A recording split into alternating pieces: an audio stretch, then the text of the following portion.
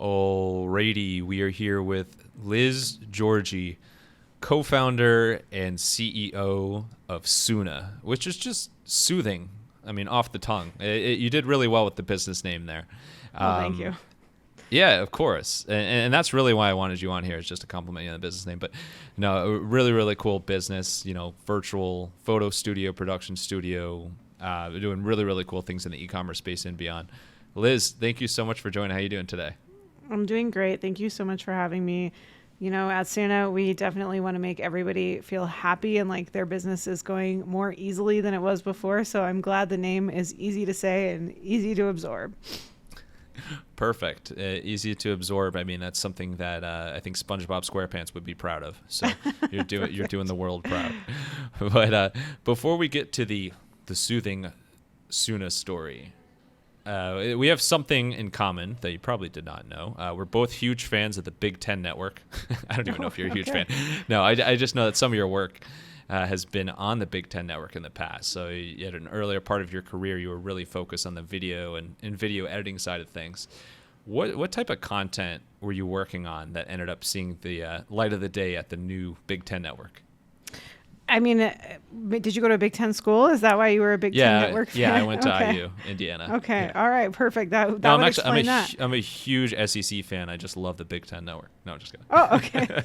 Wouldn't that be interesting?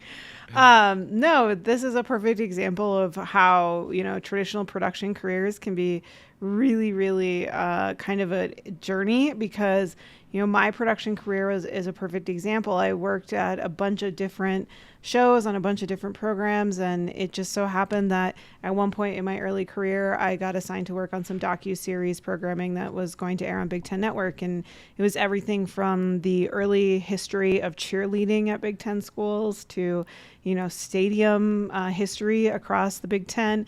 And, those kinds of programs, while they're not necessarily the, big Saturday games that everybody tunes into, it is the programming that goes on all the other hours of the day. And so it's not exactly the thing that everybody gets excited about, but it is a thing that speaks to the importance of being able to tell a story, being able to find interesting nuggets of information that are going to keep people watching. And it really informed a lot of my early parts of my career, is working on shows that maybe weren't the most incredibly important primetime programming, but still trying to make the most of whatever that was. And it is exciting. I think any network like that or any job like that, it's cool that you get to work on a variety of different shows and things that, like, probably growing up you never would have been like, oh, I'm going to end up working on that. But that variety there is really cool. And Big Ten Network has obviously grown a ton since the beginning of it. What was it that you were specifically doing? Well, a couple things. So sometimes I was working on producing. So I, would get called in to actually help get a story together before it was going to go to air. So what footage were we going to need? What historical content do we need to pull from archives? So, calling a university archivist and seeing if they have any footage of the early days of the construction of a stadium, or, behind the scenes footage of cheerleading squads from the 1950s or 60s. And so that would happen. And then I also worked in the post-production side of things. So I oftentimes would actually edit programming or be somewhere in the editorial process for programming so that we could get it to air. And I did that for a bunch of different stations. One of the things about working in television is it's actually pretty rare to work for a network at the early stages of career. You typically move from gig to gig or from job to job or even season to season. So, if a season of programming changed, I'd go to another show or with another producer to another place. And so it is an interesting thing because I think one of the things that is often, I think, assumed is that people work at stations, but even the anchors on a lot of like sports stations, it's like a contract gig that they just do for some amount of time. So I would take contracts doing a bunch of different things. And another example of a job that I did that was, really instructive to my early career is I worked with PBS on developing content just for their YouTube channel. So I take, cutting room floor footage that didn't work out for television airtime and prepare it to go on online. And so these are the kinds of jobs that you take early in a television career to try and make ends meet, but also to learn and to grow and advance your professional aspirations. And I think you have I'm very confident that you have the first reference of the term archivist in Wild Business Growth podcast history. So thank you for expanding our vocabularies there. I'm glad to be the first. Thesauri, Yeah, whatever that word is. But no, that's awesome. So not only did you work with, in the grand scheme, a newer channel, you work with PBS, which has been around for, who knows, more than a few years, I would say. PBS is one of the oldest networks in television, actually. Yeah. How was that dynamic of being responsible for like taking some of this content for such like a historic, as some would say, one of the oldest television networks, actually, in adding turning it into a completely new channel at the time of YouTube? I mean, it's a really interesting, there's two things that are actually quite awesome about that task, but also really difficult about that task. So the awesome thing is, in 2000, around the time I was working on that was probably 2008, 2009. So YouTube was relatively new. There was a lot of new exploration of what it was going to mean to, put these kinds of content online. And there was this really fascinating question, I think, emerging for a lot of people in television of like, is online going to compete with appointment programming? Well, we all know now that it's true. Like, appointment programming really doesn't exist for many areas in television outside of sports. But the thing that was exciting about that opportunity, to answer your question, is that I got to see at kind of the precipice of this question emerging in a really historical organization. And I think the leadership at the time was doing a good job of saying, we want to try new things. We don't want to be left behind. And actually today, it's been a really, really long time since I've been working in live television programming, but I think today all of these major networks have apps and have online programming that you can watch. My daughter watches PBS Kids on an app on our television that isn't live programming. And it just speaks to, early adoption doesn't always mean doing everything all at once. It can mean, evolving over time. And I really did appreciate the opportunity to be part of a legacy organization, trying to be more innovative. It ultimately actually gave me the bug to start my first company, not necessarily that specific gig, but just different jobs that I was doing, and seeing how, the precipice of online media, online content creation was going to continue to emerge. I felt like I want to be part of online content creation more than I wanted to be part of legacy content creation. And that insight would have only happened if I had seen that upfront and personal. And it just sounds like you were dead wrong. I mean, no one's online these days. I mean, no one pays any attention to their phone or social media or YouTube or anything. So you really dropped the ball there. I made a massive mistake. No, I think I think a lot of people, though, at the time were very scared. I will say that. And I think, I remember having conversations with friends who were, working on live news programs and local networks, or, were working in more traditional programming. I had a friend who worked on a lot of reality television shows. And, we would talk about how are these things all going to die? Are our jobs going to disappear? And it's funny because now I think a lot of conversations that we have in content creation online is the same questions are being asked, but now about AI, right? And so I think these questions come up over and over and over again. It's always, to me, all about this insight of, are you going to continue to be the kind of person that leans into innovation? Are you going to continue to be the kind of person who's willing to try new things? Those are the things that I try to focus on so that I can have, the maximally successful career that hopefully I've had so far and that I will continue to have. So let's get to that massively successful career, which is actually how I was going to describe it exactly. I just can't pronounce it. But we're going to get to soona, but as a precursor to that. Mm-hmm. So I think a company that you alluded to and the ride you had before soona was Mightier.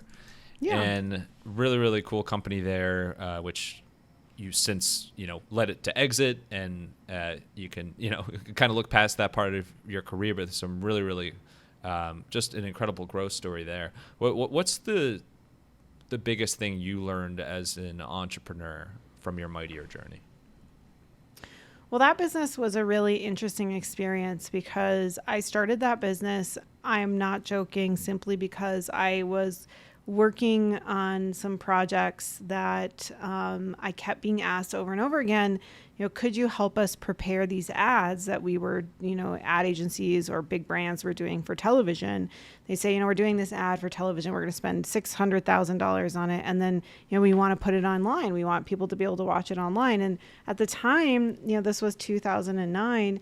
There really wasn't a way to easily prepare content for going online. You could upload it to YouTube, but even at that time, we couldn't upload a video to Facebook at that time. You couldn't upload a video. Vimeo was still nascent, relatively new. And so I kind of kept looking at and hearing this question being asked over and over again. And it took a few years, but by 2013, I finally got brave enough to say, okay, I think there's a way that I could actually do this, that I could start a company that focused on converting content and specializing in content that would go online for advertising purposes. And so that's what we did. We were a production company that focused on professional productions for online commercial use. And so, we made ads for some of the biggest brands in the world in the 6 years that I ran that company. We worked with brands like Wells Fargo and United Healthcare and Facebook. And I really learned so much about, first of all, it was my business school. I didn't know anything about a P&L. I didn't know anything about a balance sheet. I didn't know how to run payroll. I didn't know any of those things prior to starting my first company. And I learned all of those things on the job. On top of that, I felt so fortunate and so lucky to be able to really learn what it takes to earn customers and to continue to have customers respect and use your business in a repeat way so that your business can grow and sustain. I was a bootstrap founder the first time around, and being a bootstrap founder means you live and die on whether or not your customers are interested in buying the next thing from you. And so I really had a crash course in customer satisfaction. And it's interesting because that company, we grew that company to a few million in annual revenue by the time I sold it. And I was really ready to, try something different by the time that I started preparing it for sale. But the thing that I always tell people is that, bootstrap founders are some of the most hardworking founders in this country. They are the backbone of American small businesses. And I think they don't get enough credit for, how much it really comes down to being able to do it all. Be the boss, be the head of HR, be the customer support line, be the salesperson. And I truly think that, when I look at what I might do in my next chapter of my career or what I might do in retirement, who knows, 20 years from now, I really do think I want to eventually get back to those small businesses, because I do think that small businesses are so difficult to start and run. But once you figure out how to make it work, they can truly be an economic engine for an individual or a family. It's so true. Like, I think that, like, for example, like I'm somebody who, interviews entrepreneurs every week, and it's like, you don't truly understand entrepreneurship, like how many different hats you have to wear, how many different roles you have to have. That was just saying the same thing, until you do it yourself. And like, finance is something that, like, for me was a big aha moment as well. It's like, oh my God, like there's so, even if no matter how much you study in school and you study business, like nothing prepares you for like all the financial tracking, all the like tax and like estimated payments and like things in that regard. It's like I think crash course is a fantastic word. Because you kind of crash and burn as you're figuring stuff out. And I think that's an awesome part, a daunting but awesome part of any entrepreneurial journey, especially a first one. So you alluded to the fact that at some point this idea for Soona, or what would become Soona, started to rear its beautiful head. How did that come about? It was really an evolution. I was finding, so to get in a time machine and go back to 2018, I was having this really interesting chapter in our business where we were seeing a lot of folks who were starting direct-to-consumer e-commerce stores, specifically on Shopify at the time, coming to my business and saying, hey, we want to run online ads. Can you make an ad for us? And we would say, okay, well, our starting price point is $50,000. Can you afford that? And almost none of them could. And I had this aha moment of, wow, we're turning away customers almost every single day simply because they can't afford the price point. And I started talking to my head of animation in my first company. Her name is Haley. And I kept saying, there's got to be a way to use technology to make content creation more affordable. We're using technology to add it in the cloud, to, create drafts and revisions, to allow our teams to give comments wherever they are. But there has to be a way to make this even more integrated so that we could drive down the cost even more. And she and I really kind of became obsessed with that idea of, how could we help more small businesses? As much as I loved working with big clients, I think there came a point where we said the future is going to be all these smaller businesses and maybe helping them grow and helping them be successful online. And so started preparing the first business to sell it and started planting the foundation of, could we develop a software platform that would make it really easy to have a photo shoot entirely online? And that would reduce a couple things. It would reduce the need to rent a space that all the clients could come to. It would allow us to run multiple photo shoots at one time in one location. It would allow us to reduce the cost of talent because we could use things like marketplaces and do like Uber for models, or we could just book people for the amount of time that we needed them instead of the whole day. And then we started looking at, could we put the photo shoot online in real time so that people could participate in real time and make decisions about what they wanted in real time versus clients all having to take the whole day off and show up on set. And so very quickly, over the course of 2019, we started making progress on our software platform and got really bullish about the idea. And so finally, when an opportunity came up to really move forward with the business, because we got accepted into Techstars, which is a technology accelerator, we decided to lean in and go for it. And so at that point, I asked Haley to officially step down as my head of animation at one company and step up as my co-founder of Soona. And, the insight that we had then, I still think maintains today. Every single thing that we buy online, we buy because of a visual, whether that's the photos we see on Amazon or the videos that we watch on TikTok. Shopping is a visual experience. And yet the creation of those visuals is really slow, really difficult, and oftentimes very expensive for brands. And so Soona aims to make that easy, really affordable, and entirely online so that brands can scale and grow and change and evolve as their business does. How did that conversation go with Haley when you're like, you're fired, also you're hired? Oh, it wasn't so much a you're fired, it's hired. It was like, look, we've got accepted into this Techstars program. I think this is real. I think if a technology accelerator thinks that this is interesting enough to make a small investment in the business, we should take it seriously too. And so it wasn't something that I think she ever imagined for herself. I think she'd say that. She's not the kind of person who is an entrepreneur first and a creative second. I think she's a creative first and an entrepreneur kind of by accident, but has become very entrepreneurial through our collaboration and our work together. I would also say, never underestimate the ability for somebody to surprise themselves. I think once she saw the power of what we were doing and how we could help so many more brands. I mean, if you think about at My Dear, at most, we had 40 customers at one time. Soona today has 19,000 brands on the platform. The ability to help 19,000 people versus 40 it's a really fun opportunity. And I think it's something that she's really motivated by as well. So I don't know. I always think of it as I'm really convincing. And two, I think she always saw the opportunity to help more people. I'm a big fan of that term, entrepreneur by accident. I think some of the best entrepreneur or co-founder journeys are that way, where it's like not necessarily someone looking to start a business. It's someone who keeps going back to this solution to a problem that they just can't stop thinking about. And it's like, let's try this. And then, before you know it, wait, this is my 24/7 pretty much. Yeah. I mean, and it happens sometimes faster than you ever imagined it would. So, I always remind people to be open to opportunities. You never know when the right opportunity is going to show up for you.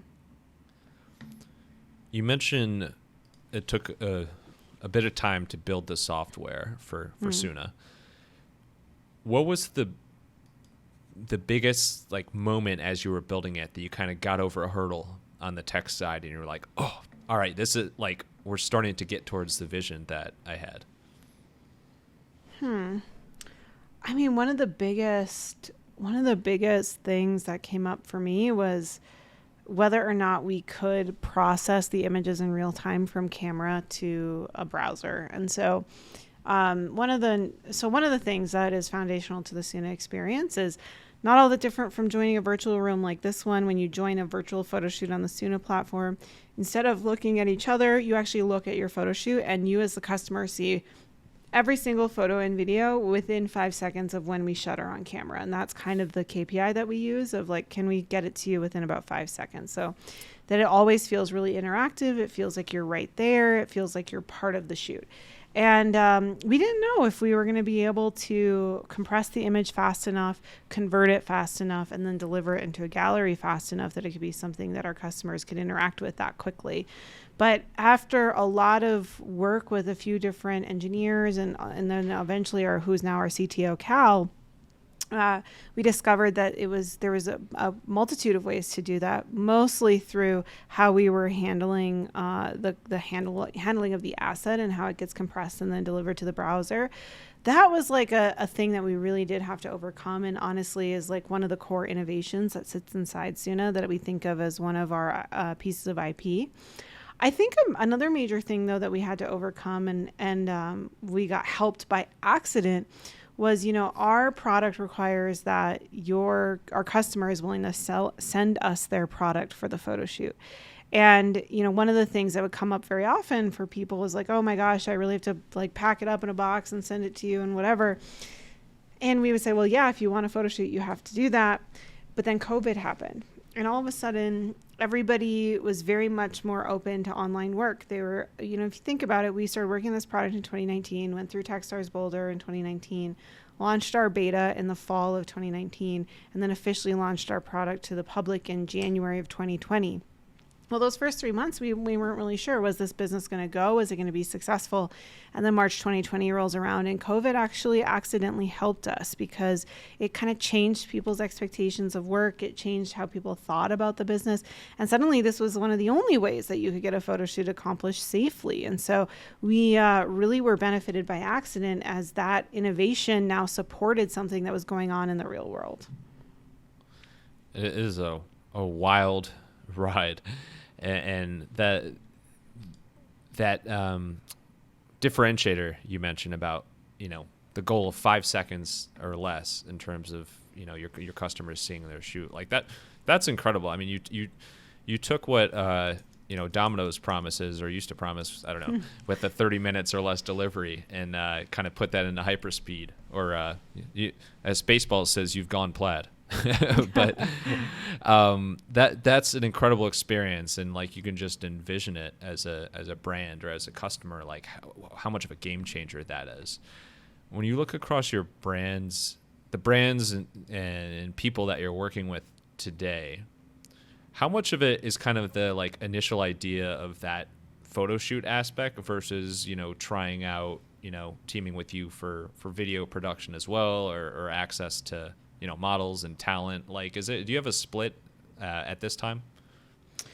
It's interesting. Our business has really evolved, but it's like a kind of a perfect pie in certain sense of the word. So I'm a big fan of pie. Yeah, 33% of our business is our marketplace. So it's going to be people booking models, stylists, other professional services that have to do with supporting their content. About 40% of our business is going to be the content itself. So, the photos and videos that are created for our merchants. And then the rest is kind of a mix of other things. So it's our user-generated content providers. It's some of the subscription services that we're now offering. So, Soona just launched a subscription program that allows our merchants to actually access analytics on their content creation. And so that's growing really rapidly. So the business has evolved and changed, but today, we're kind of an even split between those three wedges: the content itself, our professional services marketplace, and then the platform that we provide to brands in order to be more effective with their content creation. And is there a particular area of that like you and the team spend the most effort behind the scenes, like making sure it's, shipshape? I wouldn't say so the team is really, I would say I have different general managers or sort of business unit heads for every single part of the business. I would say where I'm spending a lot of my time right now focusing and spending a lot of my energy is getting really, really clear on what the next generation of Soona is actually going to be. How can we add new things to the platform? How can we constantly be adding value? How can we help our brands be even smarter about the content that they're creating?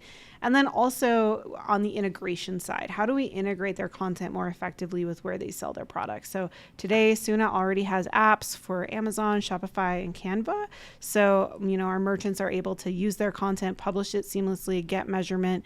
But also then, I think one of the things that you never want to discount is the importance of being able to use their content in other contexts. So, being able to put together a presentation in Canva or put together a business card in Canva, all those kinds of things to really help extend the value of their content beyond that one moment in time. That's where I tend to be spending a lot of my time right now.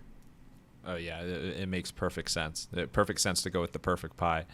You have not to case study you, but you have an incredible case study of a business, and part of the reason why I'm so interested in speaking with you, like you've just seen incredible growth, great story with your previous company and now with Soona, like you said to yourself, going from 0 brands you're working with to 19,000, and then working with multiple GMs and building a team out from that way. Like that's an incredible journey in the grand scheme of things, like a very short time in the business world. Sure. I just wanted to say that. No, I'm just kidding. No, what do you think, like in hindsight, is like the single biggest driver that has allowed you to scale at, such a great level so far? Well, I think one thing that we really honed in on was from the very beginning, simple to understand pricing. And I don't think enough people, companies, leaders spend time really contemplating, is your pricing clear? From the beginning, Soona has said we sell a $39 photo.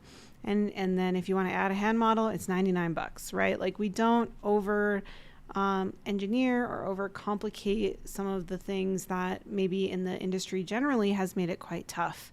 I remember one of my very first customer interviews before we launched the product, someone saying, I got a quote from a photographer for $10,000 and I have no idea what's included and what's excluded. And so Soona tries to make it perfectly clear what's included, what's excluded. And I think pricing was a big driver of our initial growth. You can't discount timing with the market either, though. I mean, we could not have, as much as COVID was not great for the country or the world, COVID was great for our business. And instead of kind of looking at that moment and saying, how is it going to negatively impact us? I think we've always had a mindset here at Soona of how's it going to positively impact us? How can we take this thing that's happening in the market and how can we use it to our advantage? And that created a growth accelerant for our business. And then I think the third thing that we really focus on is we're constantly trying to add value to the platform for free. Because if we add more value to what you're already paying for, then the next product that we introduce, you may want to spend more money on. I got a customer who complimented me the other day and says, I feel like every time I log onto the Soona platform, something new and awesome is there. And I don't ever have to ask for it. And I think that's a product life cycle and a product philosophy that we've embraced at Soona that allows us to be constantly adding something new so that people want to come back. They want to learn. They want to see what else Soona has to offer. If you kind of come at the approach of just saying like, oh, we're going to do one product release a year, or we're only going to innovate, once a quarter, you're never surprising and delighting your customer. And I think that has a negative impact on brands. And then the last thing I'll say is, never underestimate the value of just becoming really consistent in telling your story. I like to say that as much as my job title is Chief Executive Officer, what my job really is Chief Storytelling Officer. I go out and I talk about Soona every single day. I did 2 sales calls today. I am on LinkedIn almost every single day. I'm on Instagram and on TikTok and on Twitter. And I really think it is a huge part of my job and a requirement of my job to be telling the story of Soona, why we're valuable and how we can help. And if you're not finding half an hour in your day every day to do that, you may actually be artificially stalling your growth. So just never underestimate the power of that storytelling. There's so much artificial intelligence these days that people forget about artificial stalling. So an important flag you raised there. There you go. The part about that you just said that like speaks to me so much to the core is continuing to create value for customers and continuing to offer continue to create fun and awesome things, as you said.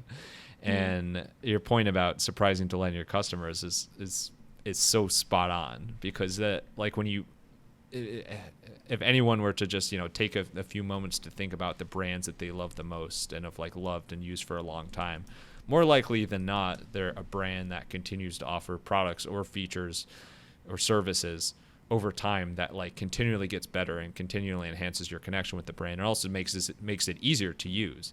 And so that's just fantastic that's such a big proponent, I just invented a word, a big value prop for you guys. And you mentioned the chief storyteller role, which I would say archivist, but but I think that's something so many entrepreneurs strive to do, is like you know that you have to spend a lot of time on the marketing side and on the business, but also especially in the early years,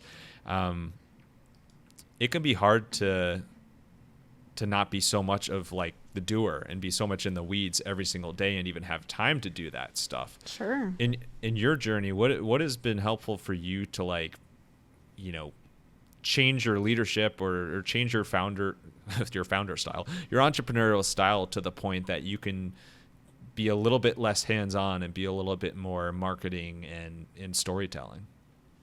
I think it's about understanding how to right size it at the right time. In the early days, actually, when I had more to do, more of my job was storytelling, believe it or not, than it is right now, which is kind of a funny inversion of the fact. But if you think about it, we didn't have a lot of money to do advertising. We didn't have a lot of money to hire a publicity firm.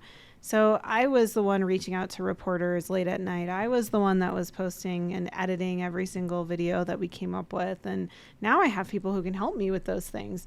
So in a strange kind of way, it's to me about right sizing it and putting in the right efforts at the right time. So right now, today, I have a 30-minute block on my calendar every single day that's just for content. And that might be, one LinkedIn post and one tweet today. And then tomorrow it might be that I write my monthly newsletter. And then the next day it might be that I create a TikTok video and an Instagram video, right? But I have that 30 minutes and I'm really intentional about using that 30 minutes. The other thing I would say is I think a lot of people get really hung up on, what am I going to talk about today? And so they'll spend the whole 30 minutes just trying to come up with an idea. Don't do that. You'll stress yourself out. Instead, what you should just do is write down a framework, put it on a Post-it note, put it on your computer, put it on your desk that just says the 3 things I feel comfortable talking about always. And for me, it's about creativity. I always feel comfortable talking about creativity, hot tips on creativity or trends in creativity. And, others that I can often talk about will be business strategy. And then another that I like to talk about is new products. And so I'll just sort of say, like, what do I want to talk about today? I think today I'll talk about new products. And the next day, maybe I want to talk about, creativity again. Do that same thing for yourself. Instead of trying to come up with a new idea every day, just write, what are 3 things that you always feel comfortable talking about? You could have a conversation about at any moment in time. Write it down, put it on your desk. Because the thing is then when you sit down to write a LinkedIn post, you're not trying to dream something up. You can just say, cool, today I'm going to do something on, business strategy for small businesses. Great. What's the strategy going to be today? And that really reduces the pressure, reduces the expectation, and makes it more of an automation for your brain as opposed to something you have to invent every time. And then the other thing too is follow what works. I found out really, really early on my Twitter account, for example, that people just loved hearing the kinds of questions that I would approach in my pitches. How did I structure a pitch? What were the things that I like to hit on? What did I like to delete? Those tweets would go super viral. And so I would do more of them. Follow what works on a platform. Don't always try to be novel every time. It's okay to repeat things. It's okay to follow something that's working and do it again and again and again. I could totally get behind that. It is so hard to just stare at a blank screen, whether literally or figuratively, and just be like, all right, come on, like, think of something. Like, yeah, I really like your approach of just focusing on a few things, focusing on the main topics there. And sometimes, like, we've had a lot of guests say this as well, like just like using your notes app on your phone, of just like whenever you think of an idea, add it to the list there. It works for Post-it notes as well, obviously. But if you can have some ideas or just some startedly fleshed out ideas, as I'm sure the term goes, in advance, it just makes everything way easier. Yeah, reduce the brain strain is what I like to say. There we go. Oh, well, let's rhyme our way into rapid fire Q&A. You ready for it? I'm ready for it. Let's do it. All right, let's get wild, and we'll try not to strain our brains too much. What was the biggest thing that surprised you about the whole Techstars experience? The other co-founders and just how much I enjoyed being around other early stage CEOs. That's very nice. That's sweet. And we should end right there. But unfortunately, I have a few more questions. Okay. You've been pretty in tune with YouTube since the early days. What is the biggest thing that has changed since you first discovered YouTube about just the way the platform operates? The platform is much more interested in and much more supportive of individual celebrity-like creators than brand-style creators. That's interesting. And that wasn't like was it all brand focused at the start? No, in the very early days of YouTube, they were very interested in attracting brands or recognizable entities to the platform to try and promote their content. I can think about they worked really hard to get a lot of Red Bull content, for example, on the platform in the early days of YouTube. Today, you almost never see like a Red Bull video in your algorithm. Instead, you're probably going to see a Mr. Beast video, right? So there's a lot more of a movement towards individual personalities on the platform. And then, so you spent time in a few different places, but I know, full circle with Big Ten. I know you did undergrad at Minnesota. So I feel like every time I have a guest on from Minnesota, I end up asking about the cold because I'm so fascinated by how cold it gets there. Okay. So I won't do that. I'll switch it up for you. What was the absolute most fun part of being on campus and going to school there with all those Gophers? Of being a Golden Gopher? The University of Minnesota is a really special collegiate environment because it is literally smack dab in the center of a big metropolitan city. And so you get to experience city life and collegiate life at the same time, which means that the bars are more fun, the music is more fun, the restaurants are more interesting. It isn't just like the slimy collegiate pizza place. It's the really cool. There's a bar in Dinkytown, which is a neighborhood near the university, called the Kitty Cat Club. I thought you were making up Dinkytown. I'm sorry. No, Dinkytown is a real place.